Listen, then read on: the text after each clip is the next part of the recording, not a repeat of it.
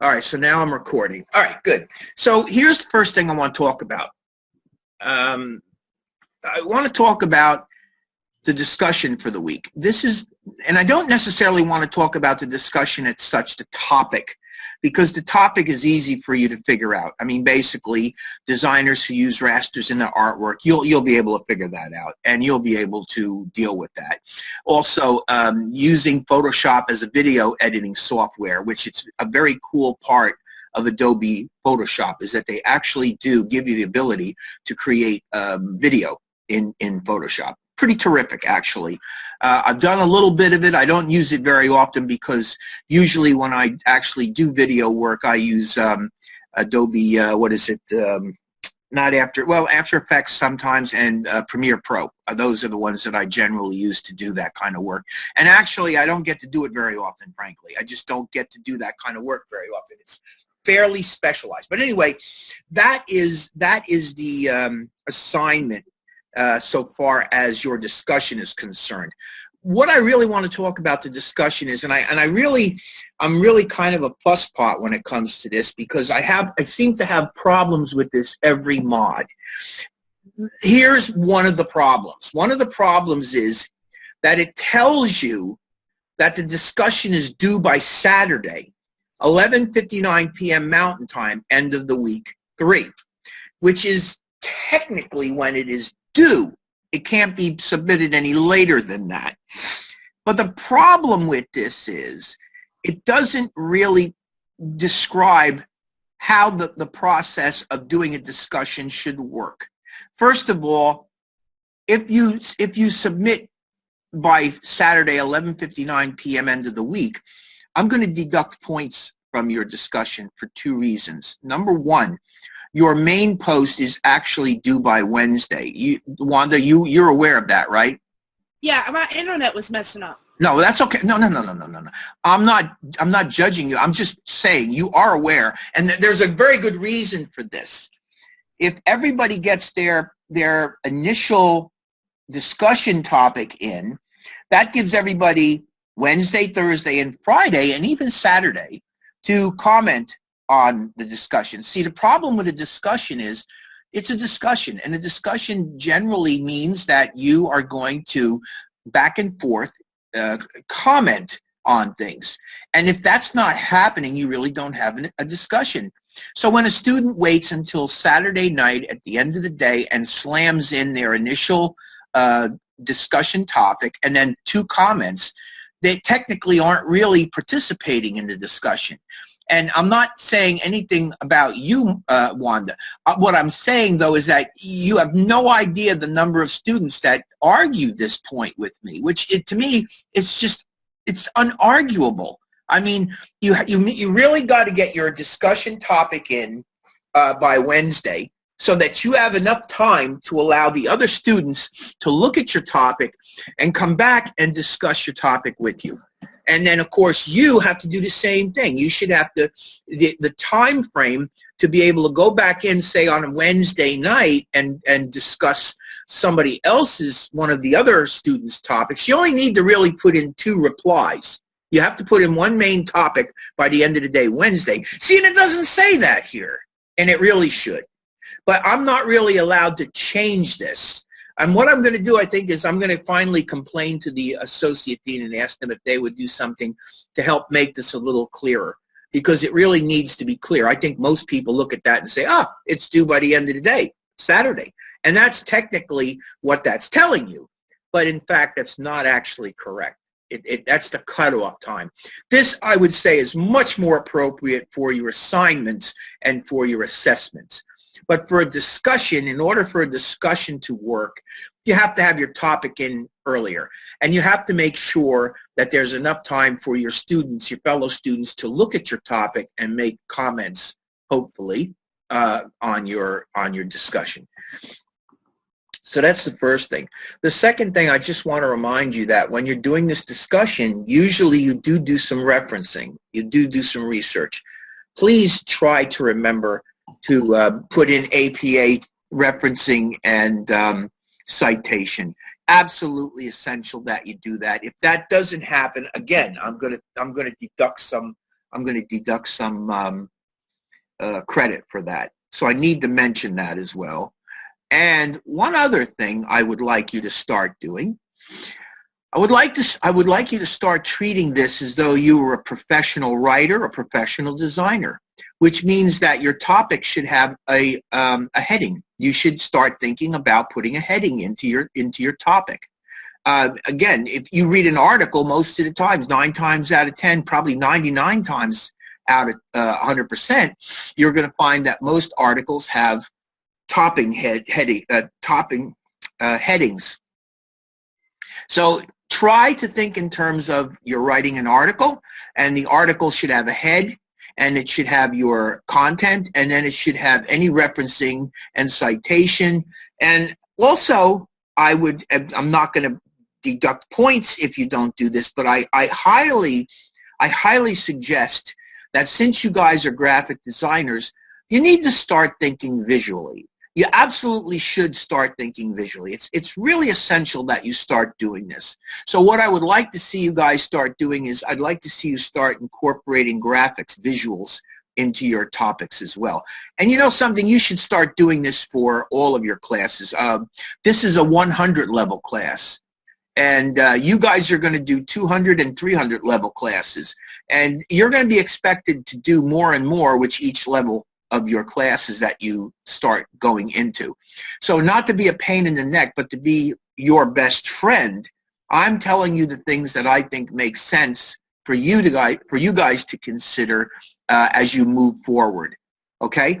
And you can start doing with me. I mean, you know, I'm not going to, like I said, I won't deduct points if you don't have a topic head. I won't deduct points if you don't have an image that's associated with your article, basically your discussion topic, your main topic. But you should start thinking in terms of using these headlines, and you should definitely try to start thinking in terms of doing some kind of a visualization in support of your topic. I will, however, deduct points if you don't have citations and referencing. I definitely will deduct points. I will also deduct points if you do not get your main topic in before the end of the day on Wednesday. And if you don't do your replies within a timely manner, giving the people the opportunity to possibly reply back to you, in other words, if you wait until the very last minute with any of this, I will also deduct points for that. So Wanda, since you're the only one here, does that seem fair to you that I asked those things? Oh, yes. Okay. So that's essentially it, really. I just want to make sure that, you know, you have no problem with that. And is there anything you want to ask me about that? Are you good with this whole thing so far? I'm good. All right. Do you have any problems understanding what it is as far as your topic is concerned for this week? No, just when I try to do research, it just gives me tutorials on how to do the editing with the video editing software. Well, you know what? That's okay. That's okay. Look, it says conduct some research on the internet and find your own list of pros and cons. So, okay, so you know what I would do? Are you going to YouTube? I'm just asking. Are you going to YouTube for this? I've been going to Google in general and then just clicking on the different sites. Okay, so are you getting you're getting video tutorials? Uh-huh. So here's how I would handle that if that's what you're coming up with. And you probably if you search a little harder, you probably will come up with articles. But here's what I would recommend. I know that you're not familiar with using the program this way, but if you watch these tutorials, they're going to talk about how it's done. And maybe what you could do is you could kind of take a look at how they're doing it. And maybe as far as defining your list of pros and cons, what you might discuss in your topic would be based on your viewing of this video, and again, referencing and citation. And that would include links to any videos that you used in regard to your thesis, your writing, right? Yeah. Yeah. So again, this will make your entire topic look more professional. What I would do is I would define your own list based on what you watched, what you observed. Does something seem unclear to you? Did something seem difficult to you. And you can reference it back to the video. So in other words, I watched such and such a video. In the process of watching it, it became very clear to me that such and such was extremely easy to do and seemed very efficient, and I almost look forward to doing it. Whereas they also did such and such a thing, and I found that to be completely confusing and good. You see what I'm saying? It's something along the lines of that would be just fine. All right. All right? Does that help at all? A lot. Oh, okay. All right. Then that's it. I don't know that I have any more to say about it. Let me go to, quickly, let me go to assignments here. So let's see here, week 3. Okay, so week 3, assignment 3 is selection tools. So yeah, okay, so we are going to be working with selections. We are going to be doing much more tonight than looking at selections, but it is actually fairly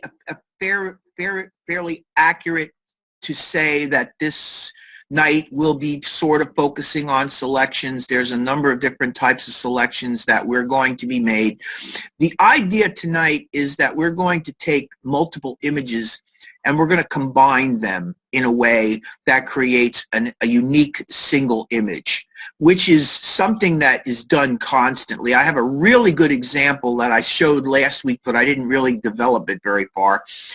It's actually a kitchen cabinet.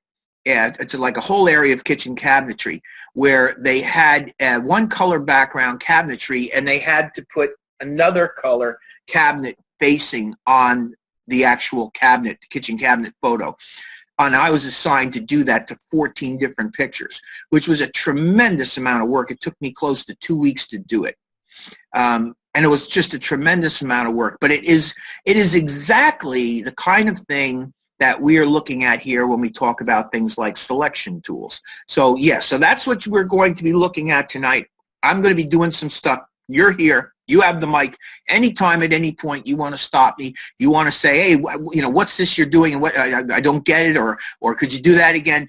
Please feel free to stop me, and I will certainly discuss it with you. I mean, that's why the idea of having students come in and give them the open mic, so that they can stop me at any point, okay? And to be honest with you, Marlo, Wanda, you're actually behaving exactly the way I'd like you to behave, where you're just being quiet until you have something to say, and then you can pipe up. So that's perfect. And I could have 20 people in here, and if they were all behaving the same way as you could see where we actually could cover some ground.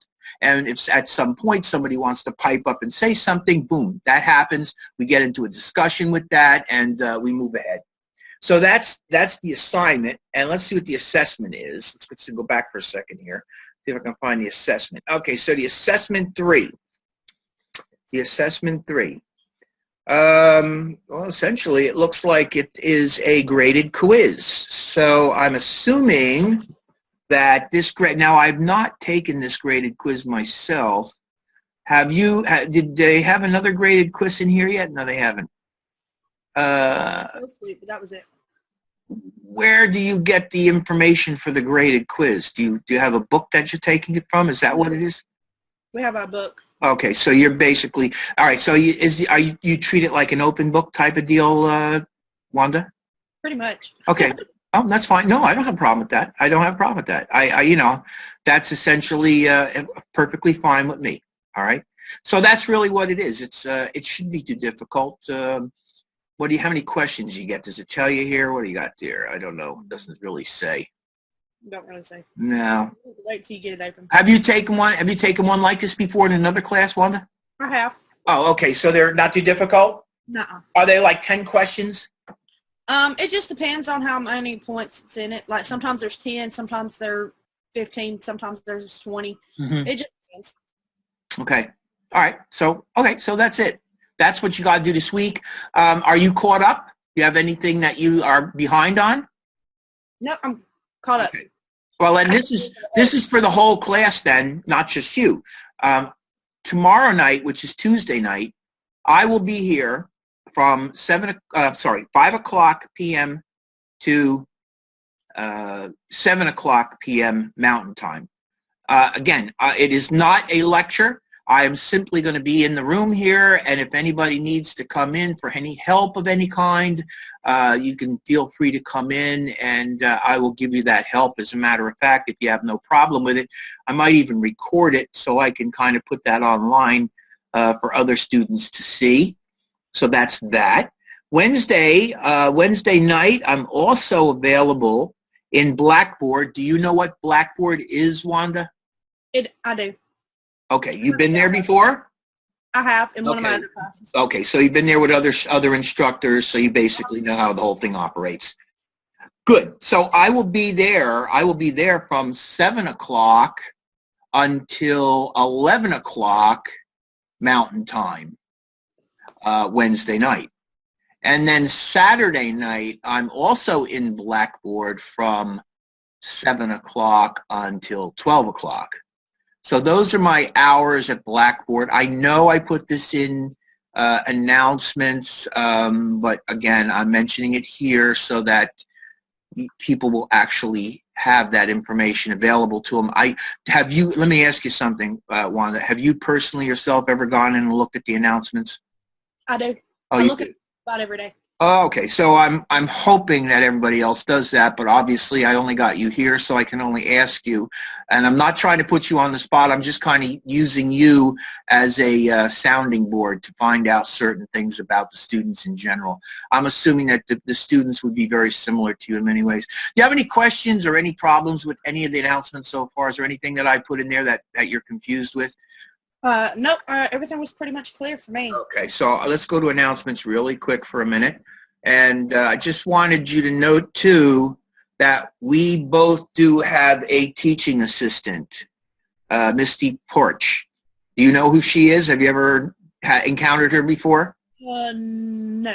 Okay, so she's another one of the instructors around here. And so if you, there's her information. That's her availability. She has a Skype. I do not use Skype. I canceled my Skype because my Skype was giving me lots of trouble, so I got rid of mine. I'm sure by now you have my phone number. You have my email address, both. Well, actually, you have my email address at Independence. So, you can feel free to contact me either by phone or using my email. The only thing I do ask is that students try to avoid calling me Monday through Wednesday. I'm in the East Coast. So please try not to call me between the hours of 8:30 to 5:30, Monday, Tuesday, and Wednesday on the East Coast time, because I do work those 3 days for a company, and I don't want to be tying up their time talking all day. But I am available to speak in the evenings, and Wednesdays and Thursdays I'm available all day. So that kind of takes care of all this at this point. Don't know that there's really much more I need to talk about. Got that taken care of. So let's go into Photoshop, because I guess the rest of the night will be just me playing around in Photoshop and doing some different things in Photoshop and giving you the opportunity to ask me anything you want to ask me as I go along. So what I did, and I'm going to just quickly, zip through here to show you some of the different things. The assignment, I believe, is for you to create some kind of fanciful animal, right? Uh-huh. So, yeah, I don't have a whole lot of fanciful animals, although this is my fanciful animal. This is my example of a fanciful animal. But what I do have is I have this, which is kind of a fanciful animal, and I'm going to show you how I did that. And this, which is not a fanciful animal, but I'm going to show you how I did that. And then this, and that's not a fanciful animal, but I'm going to show you how I did that. And then this is what I was talking about. Wait a minute. Hold on. Sorry, that's not it. Oops.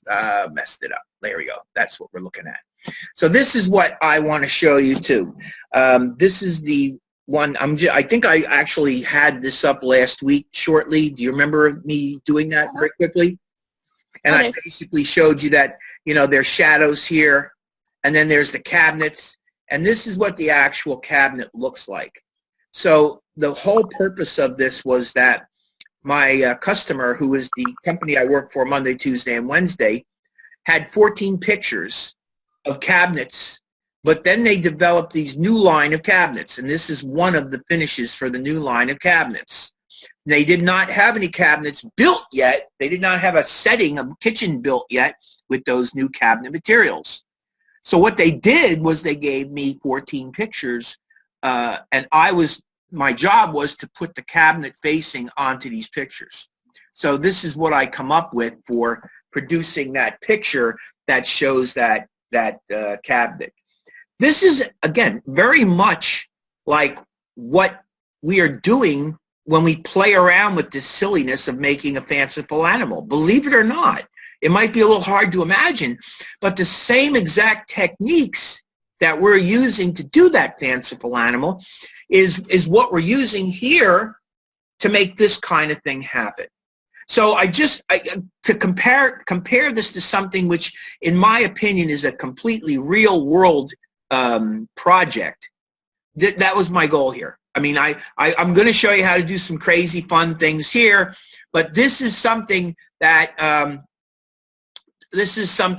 am absolutely certain you will come up against. Maybe not exactly this, but this is where I guess what you'd say, the rubber hits the road.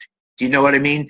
We're now applying the stuff that we're learning here in a real way to a project that somebody's going to pay you to do. You know, I seriously doubt that anybody's going to pay you to do something like this unless, you know, who knows, maybe you'll get into a situation where something like this is required.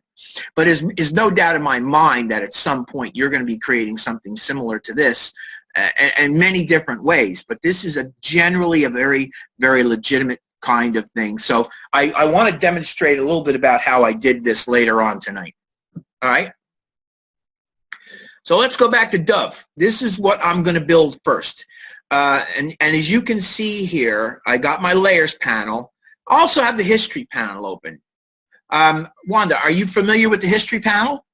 I use it quite a lot. Oh, that's very good. So here's the deal with the history panel, and you can tell me whether you agree with what I'm about to say. The history panel literally records everything that you do in Photoshop as you're working, until you close the file, at which time it empties out the history panel and you no longer have access to the steps that you've done to create the image. Does that sound correct so far? It does. So what that does for you is it gives you the ability to go back in time by just going back through the steps to any point that you want. So if I'm working on this thing and I suddenly start doing things that I'm not happy with the way they look, I can just stop right there and I can look at my history panel and I can go back to the point where I believe I went wrong, click on that layer, and it brings my artwork back to that point. I also can snapshot something at a particular point in time and save that.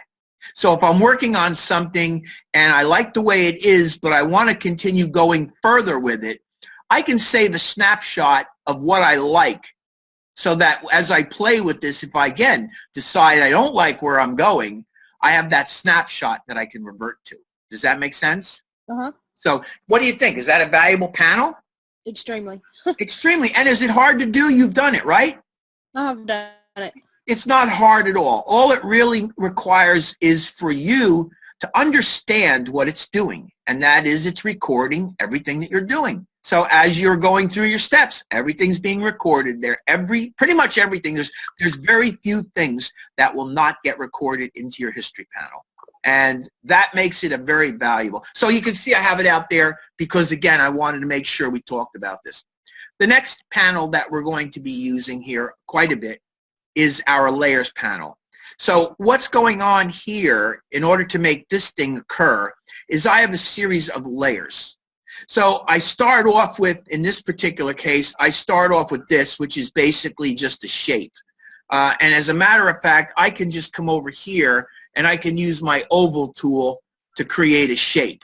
And I can either create it as a path, a shape, or pixels. As far as this is concerned, a path is very much like what you create in Adobe Illustrator with the anchor points and line segments, right? Uh-huh. A shape can have either a fill or stroke to it, and pixels is essentially very close to being a selection. So in this particular case, I've got it set up as being a path, okay? But this is not, first of all, this is not a path that I created. This is actually a bitmap. It's a bitmap of the circle, which means essentially what you're looking at is a series of black pixels against a white field. It's almost like if you had a picture of me standing against an absolutely white wall. That's what that circle is. So if I wanted to select this circle, what I would do is I could come in here very quickly and I would grab my quick selection tool here, and let me first select the circle layer. And I can get my quick selection tool, and I can click and drag, and just like that, you see what I've done? I've made a selection of that circle, right? Uh-huh. So this is one of the most powerful tools, and I'm going to deselect it, select, deselect, and you can come in here and you can do something just as easily with the magic wand tool. So you see I clicked it and I got the magic wand tool, and the magic wand tool did the very same thing. So when it comes to something extremely simple like this, it's not hard at all to select an object that has a very simple background against it.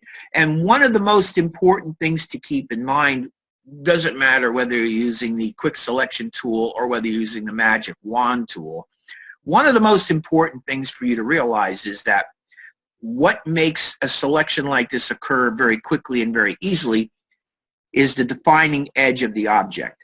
Here you have a very cleanly defined edge of that object. The white is extreme here and the black is extreme here. The tool will have absolutely no problem whatsoever selecting that, simply because it's just that clear, right? Mm-hmm. Okay, so that's the first thing that I'm going to do. All right, so now the next thing that I'm going to do is, and again, let me do this so that I can kind of build this thing for you. Before I do that, let's go and do this.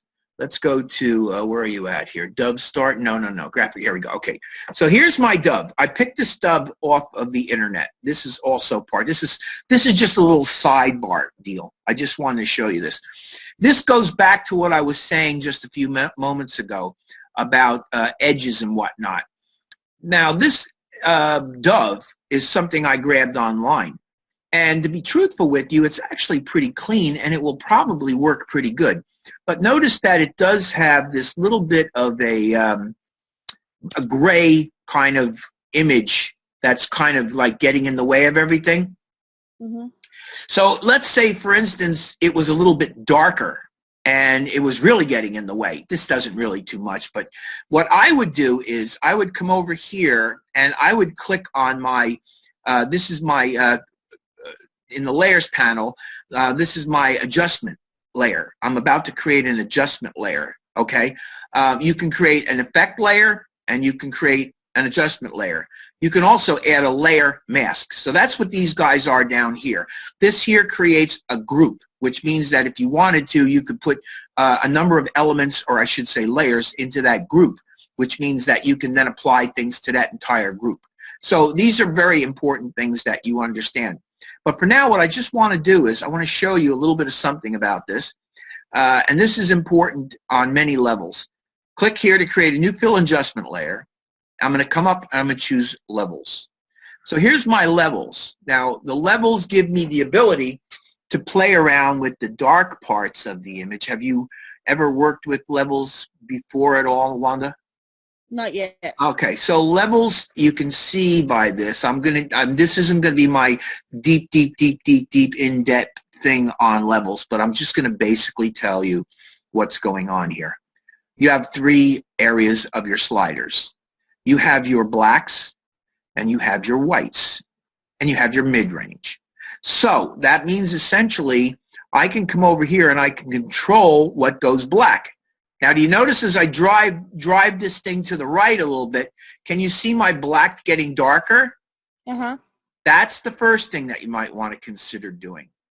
The next thing is you have this gray stuff that's going on in the white.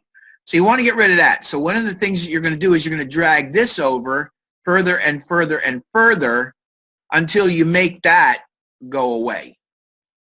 Okay, so in a very simplistic way, and then of course you can control the level of gray between the two. Okay, so I'm going to just leave that somewhere around there. So now if you take a look at this, what you have is you have almost an absolute black and an absolute white, very much like my circle. I've eliminated some of the stuff that could interfere with my selection. So I'm going to click that and make it go away. Now look it. On your layers panel, we have a new layer, and this is my levels, okay? If I click here, it hides it, and you see what happens is it goes back to looking the way the bird looked before I began.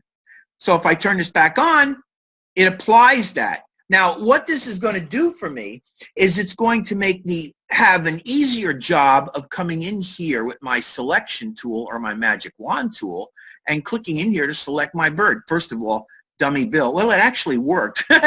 I should have actually been on the layer 0, which is my bird layer. I was on the wrong layer. But look, you can see it's selected. See how that's selected? Mm-hmm. All right. So it worked. And now if I wanted to, I could come in here with that layer selected, throw a layer mask on it, and look what I got now. I got a bird against a transparent background. So do you see how easy that is? Have you done this before, any of this before? I have done the layer masks. Okay. And stuff, but I haven't like used the magic wand because it kept just going like all over the place. So okay. So now we have a layer mask with this bird, and the bird is now selected in here. I have a choice. I could get rid of this thing right now. I could get rid of this thing, or I could just leave it there. Right now, it's not really hurting anything, so I'll leave it there. But the bottom line is what I'm trying to show here is that when you have a picture such as this, okay, and you want to make it a transparent background object like that, what you would do, what I would do, is if it has any kind of interfering graphics associated with it, which this did, that I would first go in and I would apply a levels adjustment to it, which then enables me to pump up the black part of it, pump up the white part of it, and remove those middle gray tones. That's the easiest way I can put this for you, okay? And as I say, this is done on a level. I could come in here now and I could change this anytime I want. You see what I mean? Actually, it's now on a layer mask. It's not going to happen. I'm not going to see it. But the nice thing about this is you can literally go back in here and you can adjust this if you have to, okay? This is, and another nice thing about this, if I save this file like this, this will be saved as well, and this will always be editable. That's the nice thing about doing layer work like this. Whatever you're doing from in here, any of these effects that you have here and any of these adjustments that you have in here become part of the layer stack, and they're adjustable for the life of the project. In other words, as long as this file exists, that information should stay until you change it. Oh, and let's go back to the history panel. So here we go. I got all these different things that I did, all recorded. And as I step back through them, I can come back in here and I can modify this. And you can see that it's removing this. I'll go all the way back to open. And that's what it looks like when we opened it. And I'll come back down to here.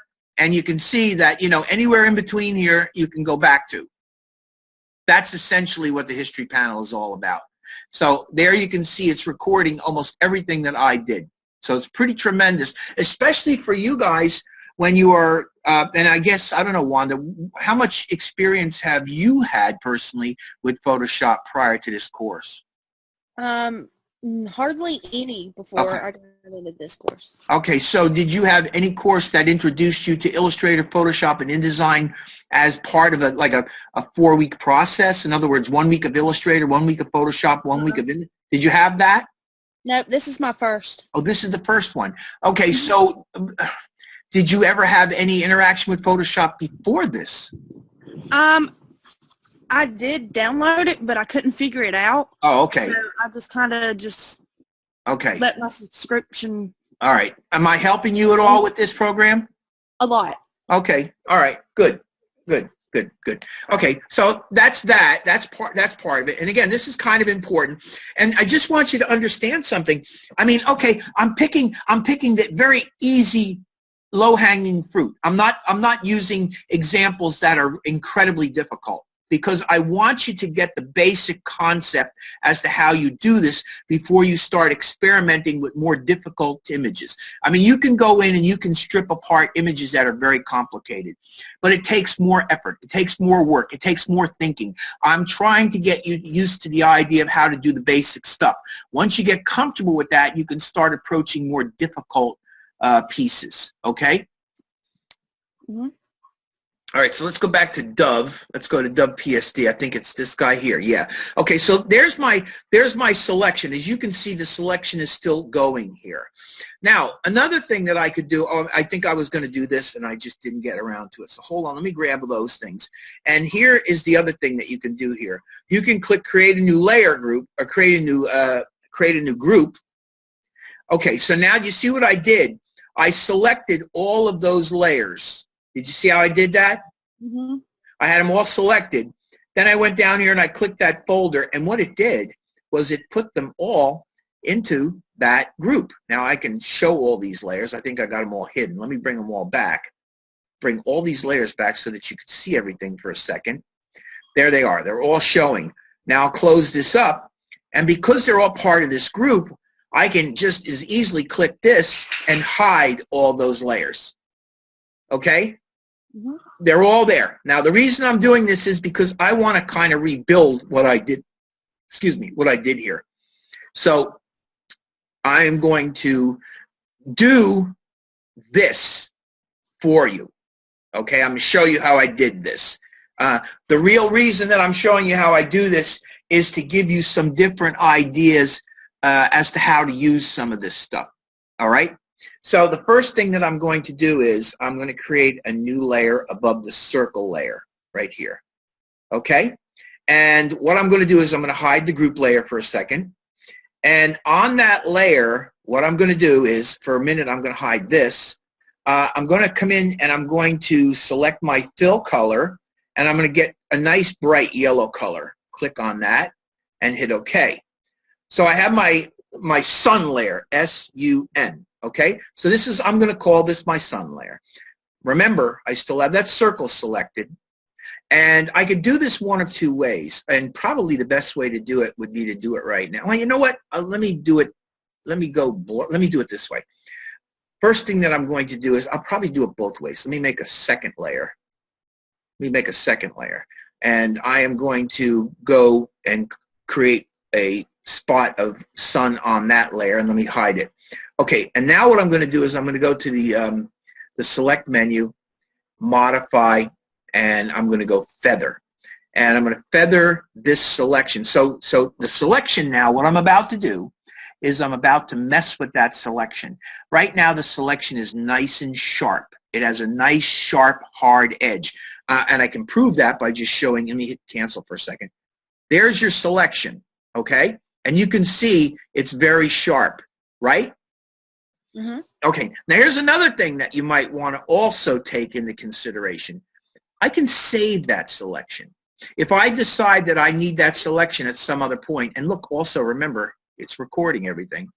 If I go up to the select menu and I come down and I go save selection, I can open up the save selection dialog box, and under name, this is going to be a new channel. I'm going to name this sun, S-U-N, sun. So I hit OK. So now I go to the, I deselect this. Let's go select deselect, all right? If I want to, I can go to the select menu. I can come down and choose load selection. And I can come in here, and from the channels menu, I can choose sun. See, it said operation, new selection. There's the selection that I saved called sun. You remember me doing that just now? Mm-hmm. Hit that, hit OK, and you see my selection came back. So this is another thing that you're going to find very important as you work on this. When I worked on this, let me just quickly jump back to Arctic Light for a second. Every single one of these panels, if I opened this up, you could see in here that there's a whole slew of different panels that I created. And if I open up any one of these, there they all are. See, there's the panels. There's my side panel, and there's my end panel. Okay, now just so that you understand this, because of what I was doing, I needed to put shadowing and I needed to put these colors in. Every single one of these cabinets that I made here, I saved as a selection. So if I go up to the select menu and go load selection, I just want to show you something. Look at all of my, do you see all of the selections that I saved in here? Mm-hmm. You can save as many selections as you need to make your project work. Why would I save all those selections? Because they're very precise little selections and they're kind of a pain in the neck to create. So once you create a selection for any one of them, it's a really good idea to save them, because I'm going to come back after I fill a layer with color. I'm going to come back and at some point I'm going to have to put shadowing on some of these. And by having all those selections in there, it made it a lot easier for me to go in there and select the areas that I wanted to put the shadowing in. Can you see how there's a shadow that goes across here? Can you see how there's a shadow that's darker here and lighter there? All of those were built. And even this window that you see here, see that window? Yes. I actually built that as part of this project. So this is what I'm saying. All these things you have to do. And selections are a big part of it. All right, so now we know that, number one, I have this sun here. And by the way, am I going slow enough for you? I'm not going too fast, am I? Oh, no, you're good. Okay. So I'm going to go back to my, this is going to be sun 2, S-U-N, oops, underscore 2. Let's just call that sun 2, and this is just sun. So I'm going to go to the sun layer. This time, instead of leaving this, this selection sharply focused, I'm going to go to the select menu and I'm going to go modify feather. Okay, so what is a feather? Essentially what a feather is, it's a radius of blur that you're going to apply to something. In this particular case, I have a circular selection right there, and it's right now very sharp because remember I just showed you my sun 3, very sharp selection, right? Mm-hmm. So I'm going to put a feather radius on this, and I'm going to probably bring this thing up. And again, I don't remember exactly what one I used on this, and it doesn't really matter. You're going to see what it does. That's what's most important, and you know it's based on just a number range. So I'm going to go say 25, meaning essentially that this feather is going to spread out over a period of 25 pixels. And you'll have to excuse me for 1 minute. My nose, I have to just blow my nose. Give me 1 second. I'm sorry. I have very bad allergies. Yeah, my husband does too. It's good. Yeah, really rough. Okay, 25 pixels. Hit OK. Did you notice that this thing shifted slightly? I don't know whether you saw that or not. Yes. Okay, so now I'm going to do this. I'm going to click on that, and this is what you get with a feathered radius. Do you see it? Mm-hmm. Okay, so now I'm going to go select, deselect, and there's the difference. Let me bring the sun forward and hide the sun. So that is a feathered selection. And again, there are 2 different ways to do this, and I can't show you every single thing. I'm trying to show you as many different things as I can in the limited time that I have. This is definitely one selection. I think it's one of the more important ones, so I wanted to show it to you. That's what's known as a feathered selection. That is applied to your selection. So you'd go to select, load selection. You would open this up, and you would choose your selection, hit OK. And that's the selection as it originally was. That's how it was to create that object right there. When I have this selected, I go up to the select menu, modify feather, and then I put a feather radius of 25 in there. All I can say to you is that try this with different numbers and you'll get the sense, but this is what it'll do. It'll essentially give you a really nice blurry edge. Select, deselect. Give you a nice blurry edge. Now, there's another way to do this. You can click on the sun layer. You can go up to the filter menu and you can go blur and you can go Gaussian blur. And what you can do is you got your preview going. You can start slowly dragging your Gaussian blur out, and you can gradually work your way into blurring out your sun in much the same way as what I did here with the other sun. Can you see how they look very similar to one another? Uh-huh. Okay, so again, this is just a demonstration of Photoshop's capacity to skin a cat in more than one way. That's really what this is all about, okay? Mm-hmm. All right, so you can use this with any kind of selection that you want. As a matter of fact, whenever I create things, like I'll give you a good example. If I was going to be creating areas of a girl's face, like for instance, if I was retouching that girl and I wanted to grab an area and I wanted to actually select that area and I was going to affect its color in some way, generally what I would do is I would make a rough selection and then I would either apply a feathering to the edge of the selection or I would blur the selection slightly. It depends on what I'm looking to accomplish. But in this particular case, I think you can see with color like this, you pretty much accomplish the same thing, which is great. Because this is what I'm looking for. I'm looking for that. So that's the first thing that I'm going to do. So I'm going to come back to the circle layer, and I'm going to create a new layer. Now this layer, what I'm going to do is I'm just going to fill this layer with a light blue. So I'm going to come in here, get myself a blue, and that's probably, let's go make a nice little light blue right over here. That's probably pretty good.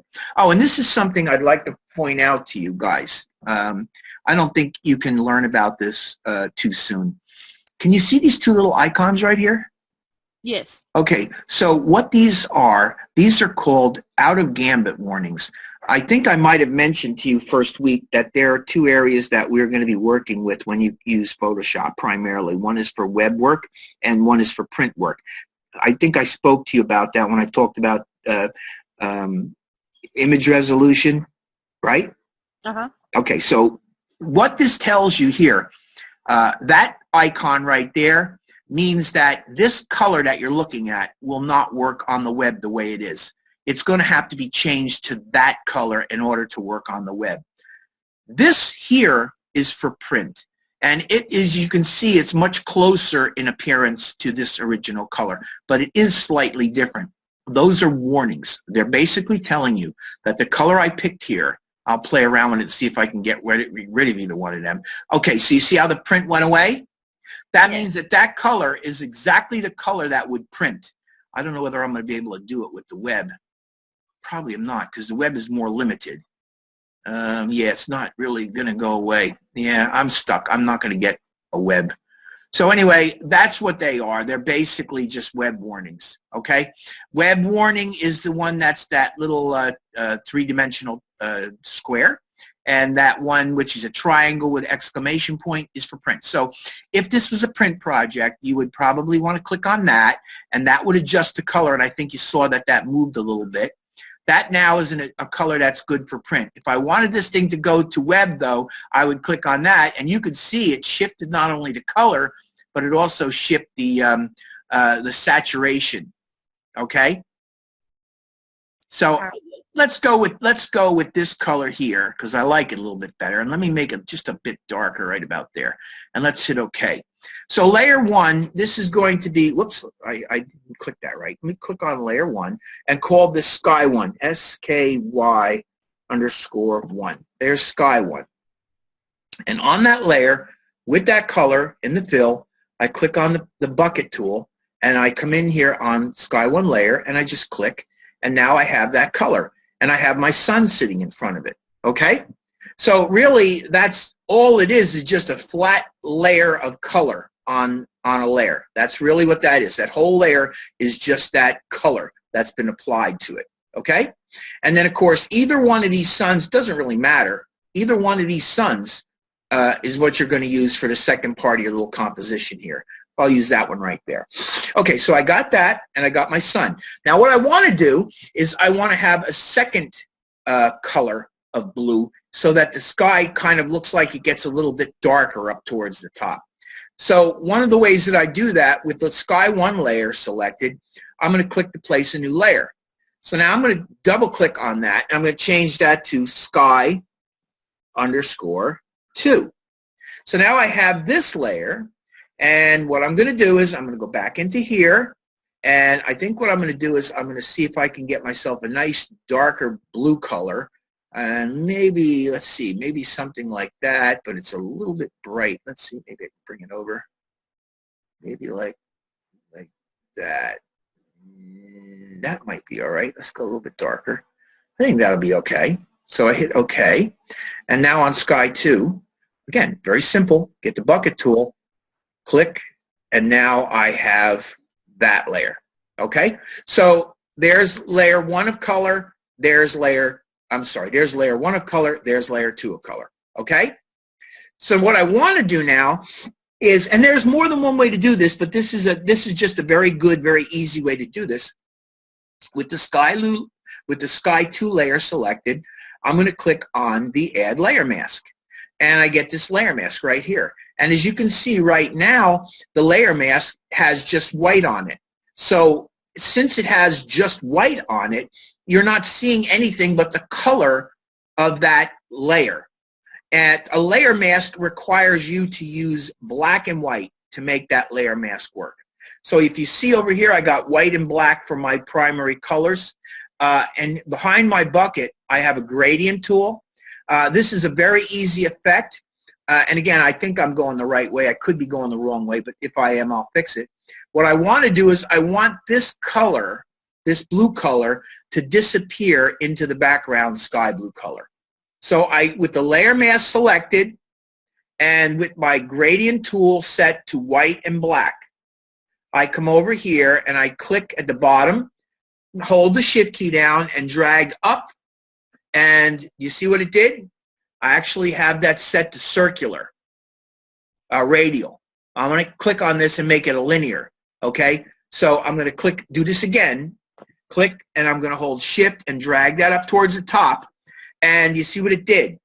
It literally took and created a mask, and where it's black, if you can see what's happening over here, where it's black, it's hiding the color on that layer, allowing that color to show through.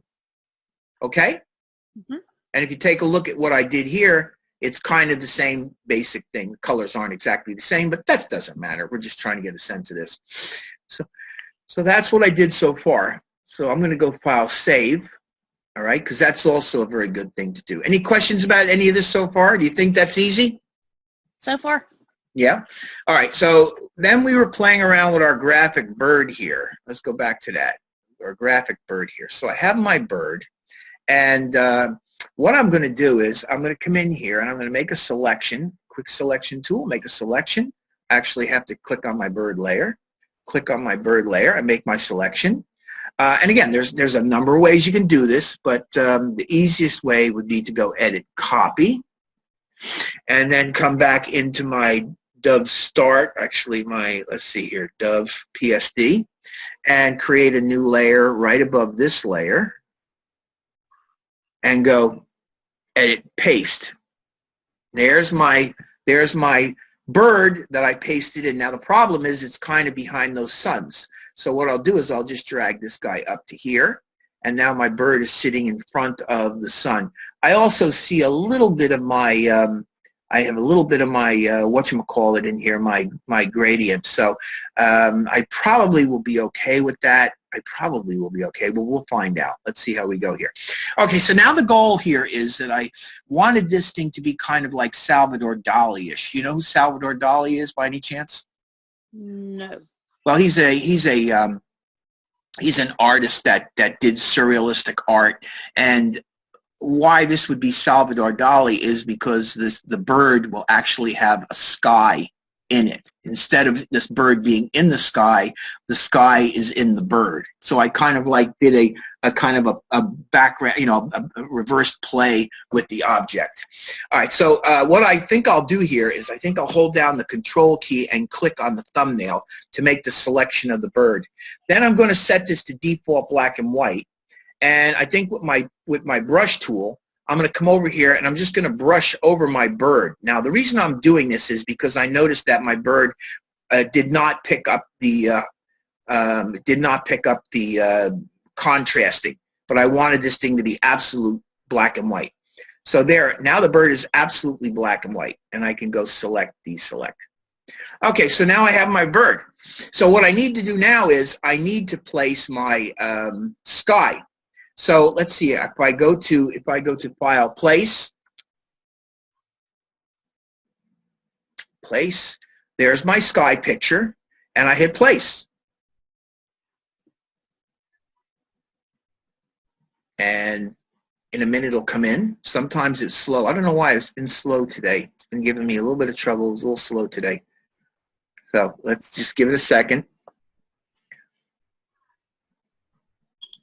Very slow.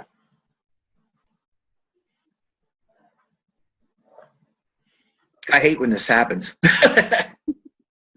I've been doing it the past couple of days too, so we're good. It's been happening on this computer a little bit today. I was working with my dentist friend on a presentation for him, and we were modifying pictures that he took for his dental presentation, and we were having lots of trouble. This is really slow. What is the problem here? Wow, this is crazy. Place. Okay, there we go. Okay, so there it is. It's placed. Now, if I want to, I can probably make this go a little bit bigger. Go to Edit, Pre-Transform, and let me just make this a little bit bigger. I don't really need to do this because it'll fit, but let's just do it. There it is. So, okay, so now I've got my photograph of my sky, and you notice that the photograph of the sky is sitting right above the bird. So the object here is I want to create that shape right there, and I want to make that a clipping mask. I want to clip this sky, okay, so that it looks like a bird. So here's the deal. Watch when I come down here. Can you see what I did? I have the sky here and I have the dove here. Yes. Okay. So you'll notice that I have the sky here and the dove here. So the object is that I would like to use the image of that bird, okay, and you can see it right here. There's the image of the bird, and I want to use that sky to present that sky in the shape of that bird. So by having a graphic shape in black situated right beneath the layer that you have the artwork on it that you want to appear in the shape that you're using, that artwork has to sit right above that layer. Then what you're going to do is you're going to click on, you're going to hold down the Alt or the Option key. When I hold the Alt and the Option key, can you see what's happening to my cursor? I'm actually sitting my finger on the line between those two layers. Do you see where I am? I do. Yeah, and I hold down the Alt or the Option key. What do you want, a Mac or a PC? Mac. Okay. Mine is Alt. Yours would probably be Option. I'm going to hold that. I'm going to click, and that's what you get. You get a masked sky in the shape of the bird. Not too hard, right? Pretty easy. Pretty easy. So all it is just a matter of understanding that a black graphic shape will turn an object above it, which in this case is a sky, into a sky within the shape of the object that you are masking it to. Then finally, to get this effect even better, I'm going to come to the Effects menu, and I'm going to come in here, and I'm going to choose a bevel and emboss. And I'm going to click on, let's see what we want here. We want an inner bevel. Let's try making the depth a little bit greater. Well, you know what? It canceled. You know what I think I did? I got it on the wrong layer. I have to make sure I'm sorry. I have to make sure I'm on the bird layer. So I click on the bird layer, then I go to the effect, and I go bevel and emboss. There. And can you see what it does right away? See how it starts to set up my bevel and embossing? You can start seeing the shape of the bird. So what I can do now is I can start playing with the depth. I can start playing with the size. And when I get to the depth of the size that I'd like, I don't know what I really want here. Let's see what I want. I want something probably like that. That's actually pretty cool. And let's make the size a little bit bigger. Let's make it right about like there is pretty good. Soften it a bit. Actually, I don't want it soft. I want it to be a little harder, and I want it to be a little bit bigger. Let's try this. Bring this up this way.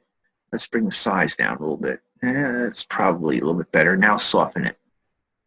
And there we go. Now we're getting something like what we want. Hit OK. And there I have my Salvador Dali bird against my sky with a sun behind it. And I'll hide all of this so that you can see the other version. And you can see it's not too far off. It's kind of similar. And that's it. That's basically how I did something like this. Any questions? Nope. No. So you think you could do that kind of stuff? Yes. Not hard, right? This is very common. This is very central to what happens in Adobe Photoshop. I mean, this is something that you're going to find yourself doing in numerous ways, very similar things, and that's important for you to understand. So let's get rid of the dove. No. And let's get rid of that dove and save that. No. And let's get rid of this because I think we're done with all of it. No. That leaves me with my pig and my cup of coffee and then this boo. So I'll see how much I can get through this. I want to show you how I did this one. This is my collar, okay? See it? See what's going off here, the collar? Mm-hmm. Okay, so the collar. And then here's the pig's face. Hide the pig's face. I'm sorry, that's brightness and contrast. There's the pig's face. So this is the actual photograph. This is the actual photograph that I started with, the photograph of this, I guess he's a cop or a detective, I don't know. And then I just wanted to put the pig's face into it. And to make it look even realer, I wanted to get a little bit of the collar in the foreground so it really looked like the head was in the face, or the face was really in the jacket, okay? So, again, all very simple to do, just 4 or 5 basic little things, and they are really a variation on what I did before. So let me go File, Open, and let's see if I can find my, let's go up to week 3, let's go to Pig, and let me open up my pig, hit Open, there's my pig. So this is fairly simple. What I'm going to do is I'm going to come in here, and I'm going to make a selection, again, using the, I'm going to try to use the quick selection tool on this one. Remember that what we're looking for is we're looking for kind of clean, hard edges. And again, this picture, actually, even though it's got a black background like this, and there's some hands down here which are problematic, and we have to see if we can resolve that issue. This has got actually a pretty sharp edge, which will mean it'll be fairly simple, at least down to this point, to capture. So I will probably make my quick selection a little bit bigger. Now, I don't know whether you know how to do this or not, but I'm making this quick selection bigger. Do you know where the fancy brackets are on your keyboard? Yes. So if you click on the one that's on the left-hand side, it will make your selection shape smaller. You click on the one that's on the right-hand side, it'll make it larger. The only difference is that it's how quick the whole thing selects. So you see, if I click on this and start dragging across it, you can see I got all of that head selected, except for that little eye right there. And you notice that when I clicked over that little eye, it added to the selection. Why? Because up here, as soon, I'm going to go select deselect so I can show you what I'm talking about. You have this, which is your initial selection. This is the add to selection, and this is the subtract from selection.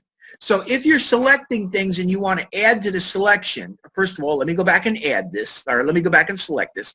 I'm going to click and I'm going to drag to make my selection. This time I actually hit that little black eye, so it's included. Now, if I wanted to get rid of that finger, what I would do is click on the minus selection, and I would make my selection module a little bit less, and I'd come in here and I'd click, and you see how it's removing from the selection? Mm-hmm. That's the key. You're taking this area out of your selection. That's what you're doing. And I'm removing the fingers from that selection. So now here is my pig's face, okay? Roughly selected.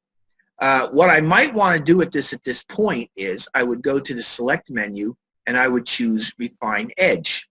And this is what you get with Refine Edge. Essentially what Refine Edge will enable you to do is to come in here and change the way your edge is, or your selection is. So the first thing I'm going to do is I'm going to try Smart Radius. Let me just drag the Smart Radius out a little bit, see if I can get something happening with the Smart Radius. That don't look too bad. I probably don't even need that though.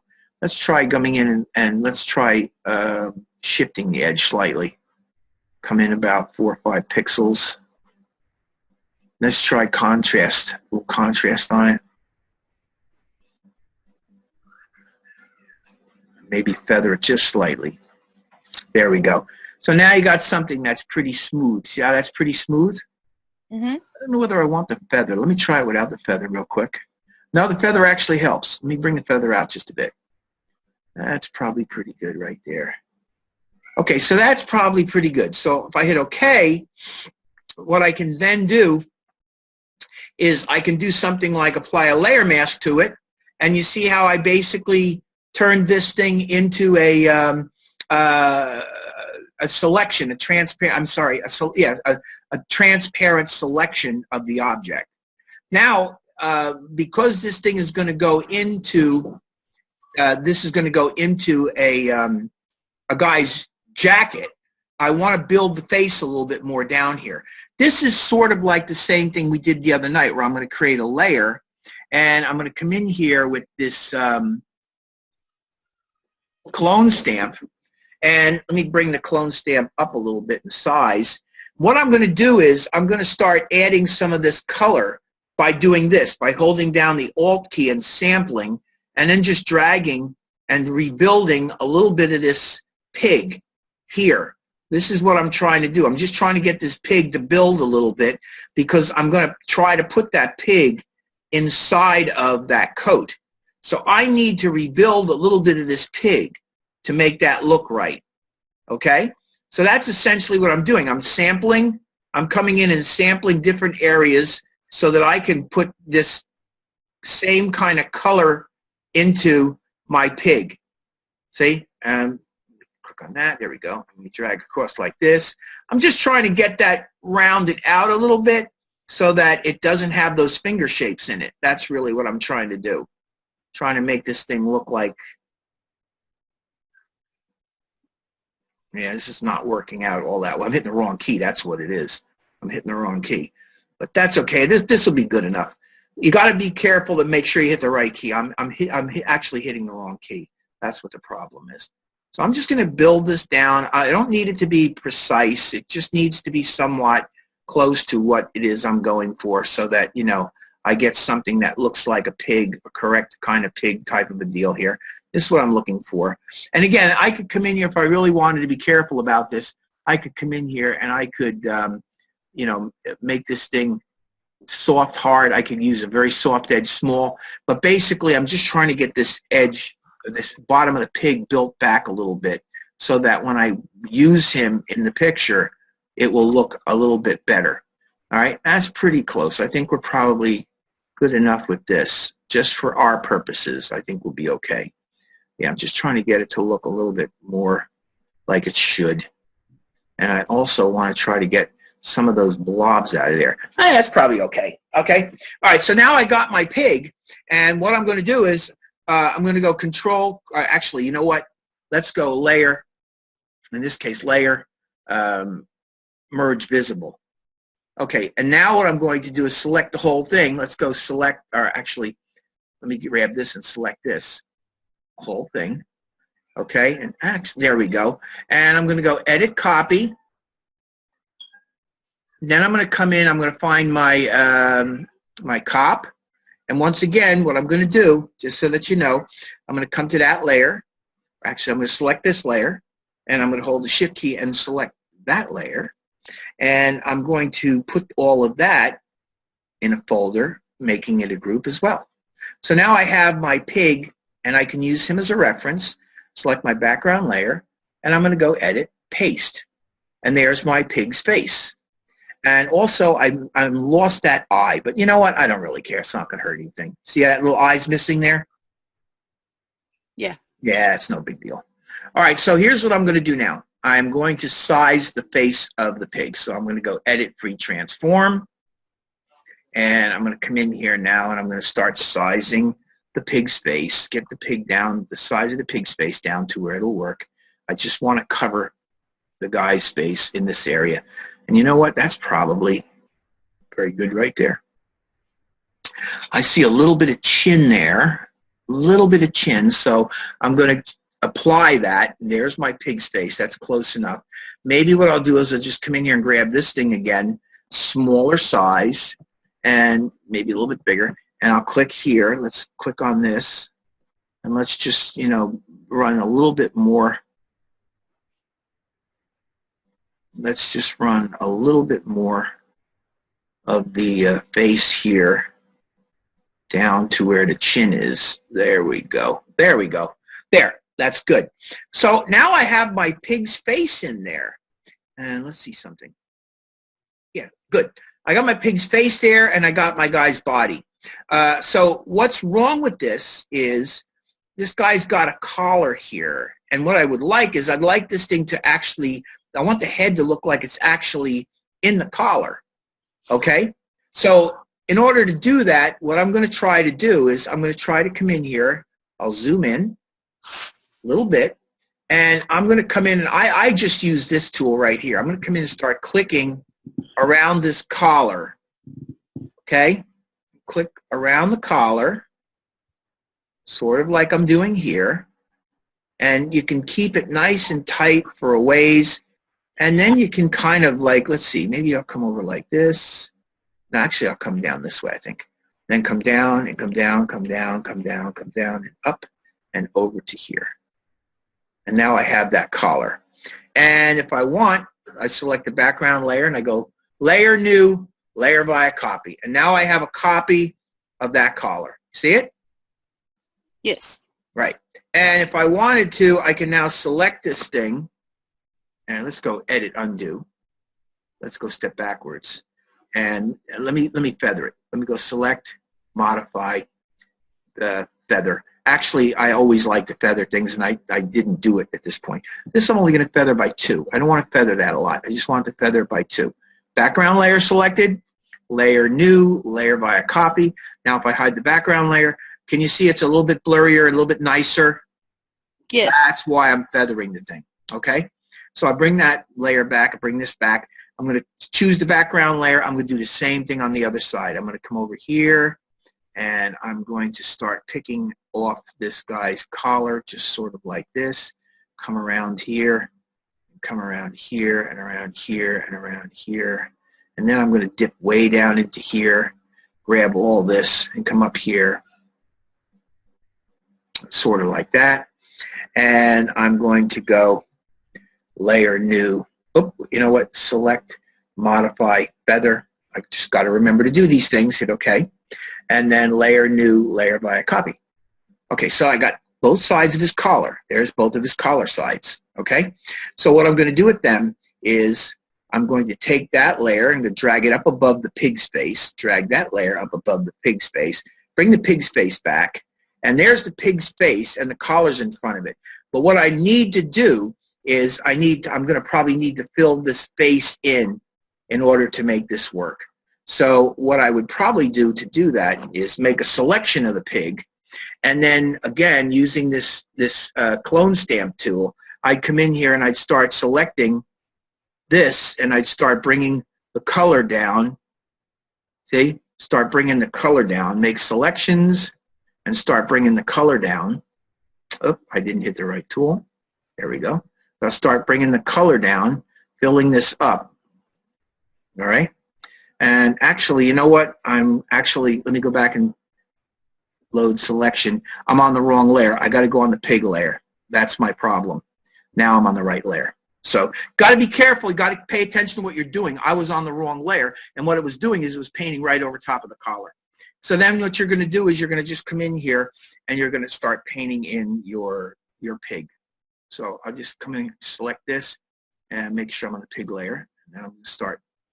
Also have to make, all layers. That should be good. Click on this. There we go. Now start just painting in your layer. Why is this not painting in? You know what? I'm going to throw another layer right in front of it just to make this thing work a little bit easier. Try that now. There we go. Huh? Still not doing it. Why is it not doing it? What's the problem with this? Normal? What's the, no, it should be right. I don't know. Things acting very strangely. All of a sudden, it's just not behaving for me.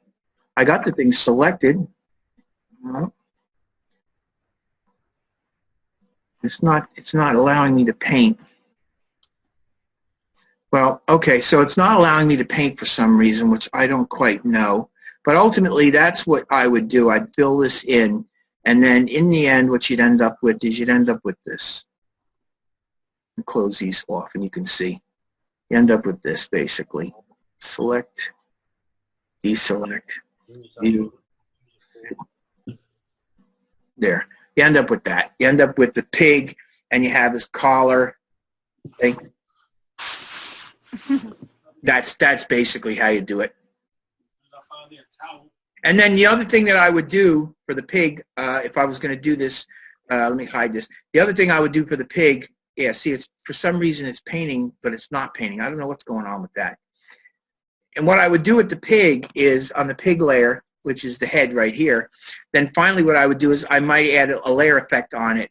I would probably add an inner glow, and I would set the inner glow to be a shadow. Let me make this thing normal, and let's make it black. Or let's make it a dark gray. There we go. Hit OK. And then I would have, you know, I'd set it up however I want it to be. Also, remember now, this guy's got a eye missing. That's why that's happening. And this hasn't been painted correctly. But you can see what it does. It kind of gives it a shadowy effect to this whole thing. So that's essentially how I would do that guy. Okay? Any questions about that one? Nope. All right. So that's it. That's ultimately what I would do with the pig. And the next one that I have here is this guy, the little guy in the cup. So here's the deal with him. The picture is this. It's just basically a regular old cup of tea. And, you know, I wanted to make Pops appear out of the cup of tea. So basically, that's the effect. So, again, this is fairly easy. Really, what you have is you have a picture of Pops. There's Pops. And as you can see, Pops is against the white background, which makes it partially easy for me because he has got nice, clean relief here. And actually, if you want to know the truth, the jaw area, which if you take a look at my final piece, this is what you get. All right? It's really not that one. It's this one. You see what you get? You get right below the chin. So it's actually a fairly simple one to pull off. Okay? So let's bring Pops up, and I'll show you how I did this. Again, I came up here and I used my quick selection tool. I come over here and I select Pops' face. I actually am on the wrong layer, so let's go select, deselect, and get on the right layer first.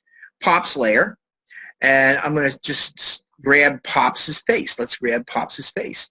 Let's grab a little bit more of his jaw. We can come down. That's good, right there.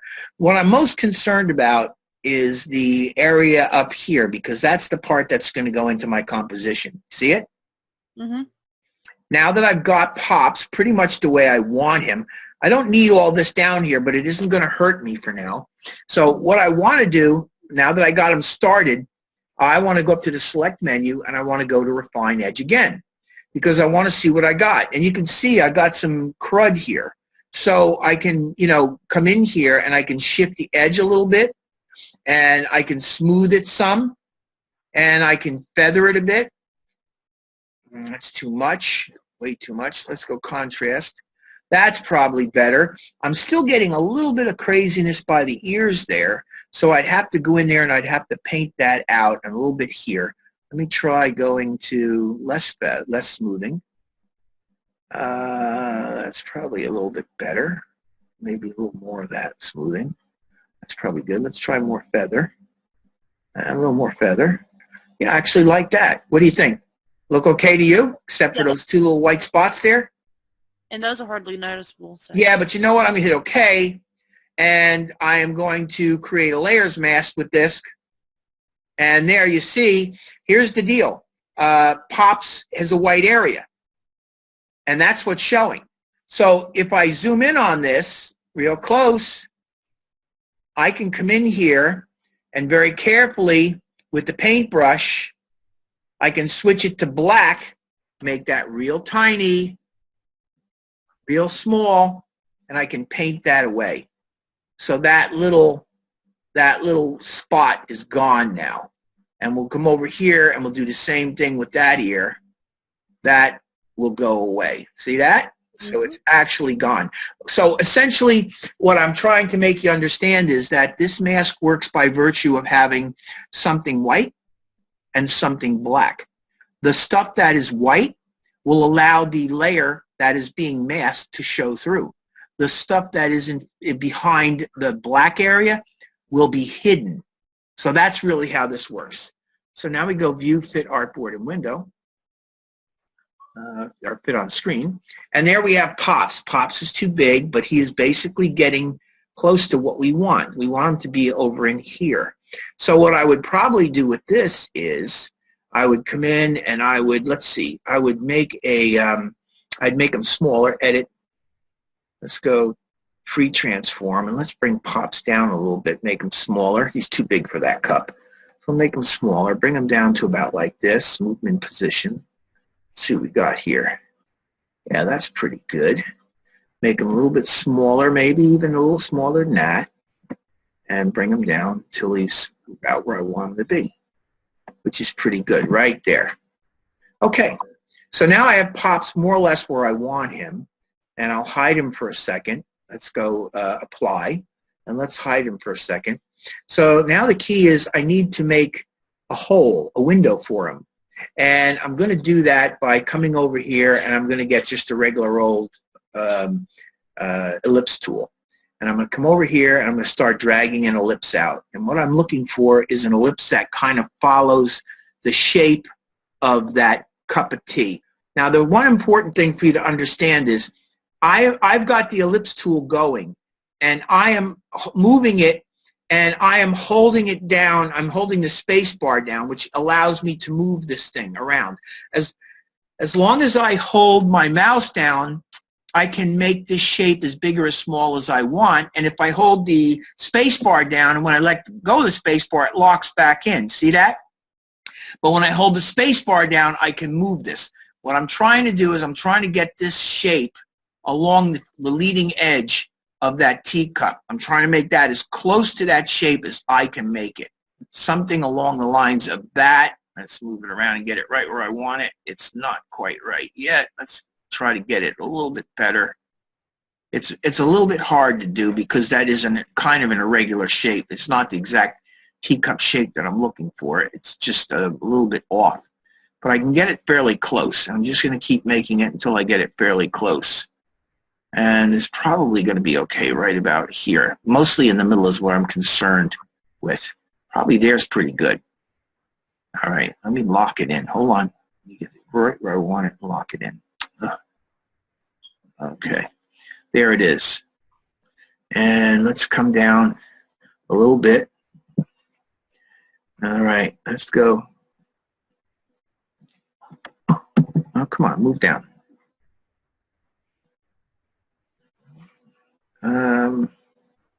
You know what? Let's do this. Let's go back for a second. All right, let's hide him. Let's try it again. Hide him. Create a new layer. And this is what I want to do. I don't want that tool, actually. I want the selection tool. Let's try with the selection tool. This might be easier. So I come in here, I make it with a selection tool. Start off with the selection tool, and I get that. I get basically a selection. I'm going to move it up a little bit and get it into position as best I can, something like that. Then I can go to the Select menu, and I can go Transform Selection. And I can come in here. Let me zoom in on this just a bit so I can see a little bit better what I'm doing.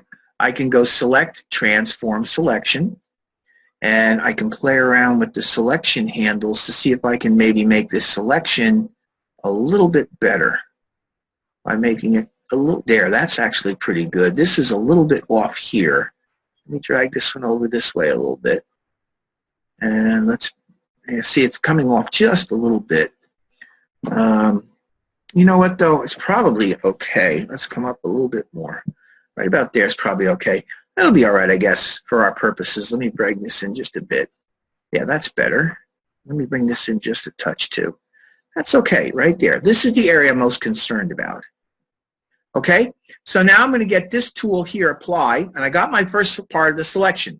So now what I'm going to do is I'm just going to come in here with the Polygon Lasso tool.